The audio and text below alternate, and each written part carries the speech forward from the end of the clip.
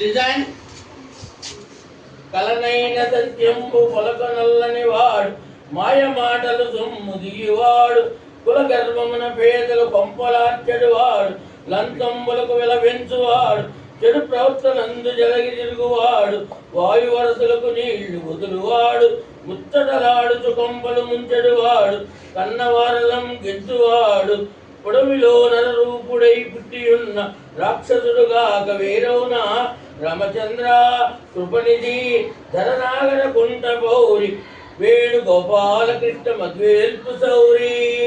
పిల్లలు దాని అర్థం ఏంటయ్యా అంటే వినండి. దైకు నిజవంటి వాడా రామా నాగరకుండపురమునందు కొలువైన వేణుగోపాల కృష్ణ నా దైవమా సౌరి కలలో కూడా సత్యాన్ని పలకడానికి ఇష్టపడినవాడు. నిద్రపోతూ కూడా వాడు సత్యాన్ని పలక అబద్ధమే చెబుతాడు. మాయ మాటలు చెప్పి ఇతరుల సొమ్మును అపహరిస్తాడు. అన్ని జూటు చెప్పేసి వాళ్ళ సొమ్ముని తీసుకుంటాడు.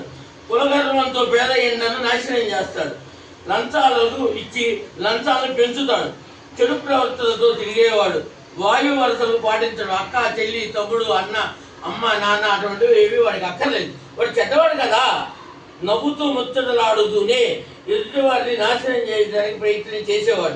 తల్లిదండ్రులు ఇంటి నుండి వెళ్ళగొట్టేవాడు. ఈ భూమి మీద ఉన్న రాక్షసుడిగా చెప్పక మానవుడిగా మేము ఎలా చెబుతాం? వాడు అలాంటి వాడు రాక్షసుడే.